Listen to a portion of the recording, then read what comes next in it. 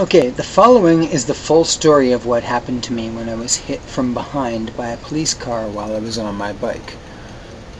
On July 26, 1996, I was riding my bicycle in the critical mass, which still happens monthly to this day. Early on in the life of the critical mass, it had only been happening monthly in Toronto for about 3 years at that time, and the police still claimed to be unaware of it. These rides were happening at the time to gently protest the Toronto Police's unwillingness to enforce the many laws which exist to ensure cyclists' safety and to make a statement to motorists that we are here and we're traffic too. The ride had a cheerful and positive energy, and the riders were looking forward to having fun. As I'm sure you know, the critical mass is always a pleasant, peaceful event. In this particular ride, there were approximately 300 cyclists. We'd been riding for maybe 15 or 20 minutes when we came to the intersection of Yonge and Bloor Streets. At that intersection, many of the cyclists decided to cork the intersection by riding around in circles in the middle of the intersection, thereby stopping traffic in all directions. I did not participate in this activity, as my brother is a police officer who, at that time, was with the Town of Collingwood Police, and as such I did not feel it was appropriate for me to participate. Instead, I stopped my bike by the side of the road on the northeast corner of the intersection, in front of the Hudson's Bay Tower, and waited until the corking was over and a new direction for the ride was established. The corking never lasts long and is only done briefly to make a quick point and not interfere with traffic very much. The new direction was southbound down Yonge Street. As I had been waiting at the north side of the intersection, I obviously ended up at the back of the pack of cyclists as we collectively traveled southbound, using up both southbound lanes, ringing our bells in unison. We were not breaking any laws in doing so, as the purpose of the event is to merely point out that we are traffic too. We remained in the southbound lanes and took them up entirely, as there were so many of us, while we continued to travel south. There was suddenly a there was suddenly a police car making that quacking sound that a police car can make that's not a siren right behind me. It was moving fairly quickly, and we all had to get out of the way in order to not be hit. No lights were flashing. I tried to get out of the way, but there were so many other cyclists in my way, so I was unable to move over in time when the police car hit me from behind. The sound of all the bicycle bells jingling had been sufficiently loud enough to drown out the sound of the police car. None of us heard it coming until about 4 seconds before the collision. We were scrambling to get out of the way, but the sheer number of us were unable. I was almost knocked from my bike, but I managed to stay up, and the car stopped and I put my feet down. Now with the car beside me, he had hit me with the front right corner of the car. Due to the fact that I was actively attempting to get out of the way, I shouted obscenities in the open passenger window of the car, and then I attempted to resume the ride, but I could barely go. The back axle of my bike was broken, and the rear fender was folded up behind me against the tire. It now resembled an accordion. I also got whiplash. The police officer in the car jumped out of the car and ran up to me and tackled me from my bike, pulling me to the ground and ripping my shirt almost in half. Then he slammed me down against the hood of the car, handcuffed me, and forcefully shoved me in the back of the cruiser amid the shocks of horror from the crowd. A new film, ironically Super Cop, was opening that day, and there was a crowd of 200 people lined up on Yonge Street in front of the Uptown Theatre waiting to see it. These people also all witnessed the incident. Combined with the approximately 300 cyclists, there were approximately 500 people present at the time of the incident. Few of the cyclists saw this happen, though, as they were all in front of me and still blissfully jingling their bells, oblivious to the rogue police car. But word quickly spread through the crowd like wildfire. There were, however, a few witnesses, one of whom I'm still in contact with today.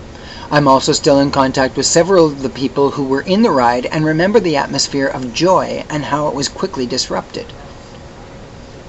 Cyclists and moviegoers alike were horrified by this event, and a small riot broke out. Some people were surfing my mangled bike in the air above their heads while shouting for my release. Others were rocking the police car back and forth, trying to overturn it with me inside.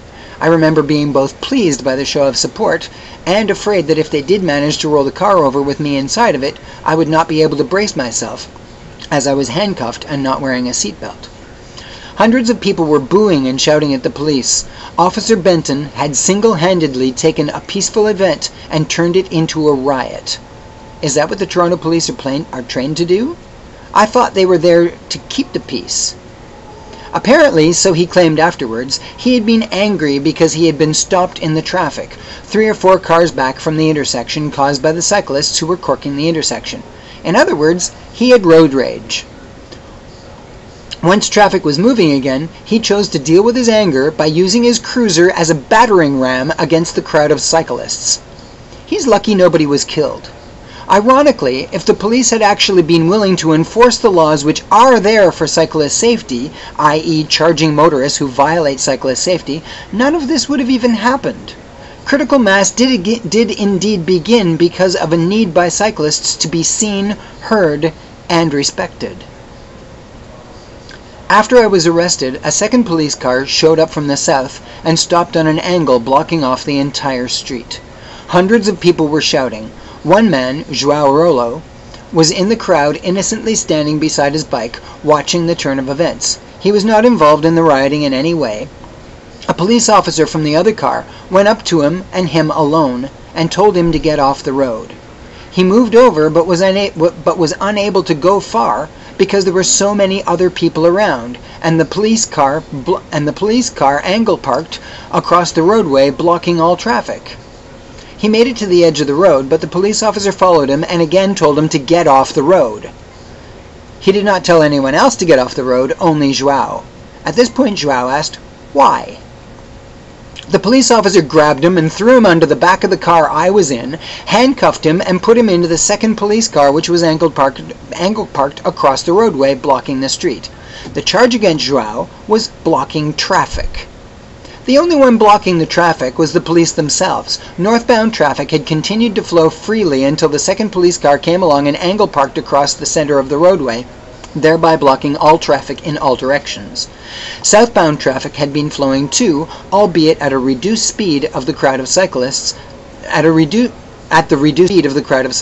until Officer Benton created the riot. I was brought to 52 Division, strip searched, and placed in a holding cell where I was kept in the cold without food, water, or even the ability to pee from 7 p.m. until 11:30 p.m. My shirt was also half torn off of me. Why was it so cold in there? How come no one brought me any supper? I can remember needing to pee. I had been left alone in there for a long time. I could hear conversations on the other side of the door clearly. One even commented about my shirt in a mocking way, like I had intended to go out in a shirt which was nearly half torn off. I began to knock on the door. My knocks were ignored. Eventually, I began knocking louder. After a while, someone on the other side of the door said, "He's knocking, should we answer him?" The other person said, "Just ignore him." At this point, I turned around backward and began to boot my heel against the door as hard as I could. After about 1 minute of pounding and probably 20 minutes in total since I first began knocking, they finally yelled through the door, all angry with me for my rudeness. I said, "I have to pee. If you don't open this door and take me to the washroom by the time I get to 10, I'm going to pee on it." Then I began counting. By the time I reached 6, the door was opened by a very angry officer who was intent on intimidating me. He tried to tell me that no one could hear me knocking. I said, "Don't lie to me. I could hear every word you said out there, and if I can hear you, then there's no reason that you can't hear me." He told me to wait a minute and someone would come help me. Interestingly, it was Officer Benton who came.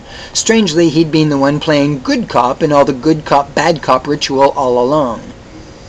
While I was in the holding cell, occasionally a cop would come up to me and be nothing short of mean to me, talking down to me and intimidating me, like he was intentionally trying to make me angry. And then a few minutes later, a good cop, usually Officer Benton himself, would come in and be all nice to me. This happened continually for the first hour or two of my holding, and continued at a diminished rate during the remainder of my time there. Eventually, I got to go home. But I had been treated really badly. Most of the cops were rude, unnecessarily forceful and intimidating to me. The reason that they had left me in the holding cell for so long, I later found out, was because a couple of hundred of the cyclists and moviegoers who had seen this had all followed the police car to 52 Division and were holding an impromptu demonstration outside the station for my release. In the Toronto Police's ultimate arrogance, instead of realizing and accepting that the people were right and letting me go, the police had decided to show a strong force of solidarity and not release me at all until the last of all the people had left. This is probably why they were so hard on me throughout the entire time.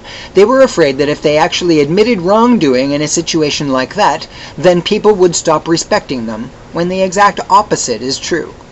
They made many people disrespect all of them forever that evening, including me. It takes a lot of bravery to admit that you're wrong and to make amends. To do so is highly honorable. I guess it can be concluded that few of the Toronto Police have that kind of bravery or honor, and then they wonder why they're not respected and why their jobs are so much more difficult than necessary. After I was released, I had to face the serious embarrassment of being on the front page of the Toronto Star the next morning in a story which told the police's side of the story rather than the truth. My grandmother called me at 7:30 in the morning and asked, "Is this you?" Later that day, I got a phone call from someone who had witnessed the entire event saying he wanted to meet with me. As a result of that meeting, the advocacy group ARC, Advocates for Respect for Cyclists, was formed. They've been a powerful force in the city, providing legal guidance and financial assistance to cyclists who, like me, are wrongfully arrested and still exist to this day. Something good came out of it. I later went to the reporter of the Toronto Star to see if he would print a follow-up story, and he told me that it was not in the interest of his readers. The charges against me were failure to stop. For what? And mischief under. The cop claimed that I had approached the police car while kicking it. This was absolutely not true. No kicking it happened at all from anyone. I have the original synopsis of events written by the police the day of the day in question, and it's so full of lies that it doesn't even make sense. They're trying to say that when they first approached us, we had been a violent and angry mob of cyclists. It was critical mass. Critical mass is never violent or angry. It's a fun, happy event to promote bicycle awareness and continues to happen monthly in Toronto and most major cities on every continent in the entire world. It also says that we were continuing to circle Yonge Street while riding southbound, blocking all north and southbound lanes. Say what? How is it that we were circling Yonge Street and riding southbound at the same time? That's not even possible. I think that speaks volumes as being a falsehood. Even if it were possible, it was critical mass. Critical mass is about being traffic, not about being a public nuisance. Even though they do cork intersections at times, that's a relatively minor inconvenience to traffic at best. I also did not condone or participate in the corking. If the entire ride had been about being a nuisance, I would have not taken part in it. Furthermore, how is it even possible to kick a car while riding a bike, especially a car which approaches the cyclist from behind? The entire synopsis is about fabrications like that, which are not even possible. Please check for part 2 of this story.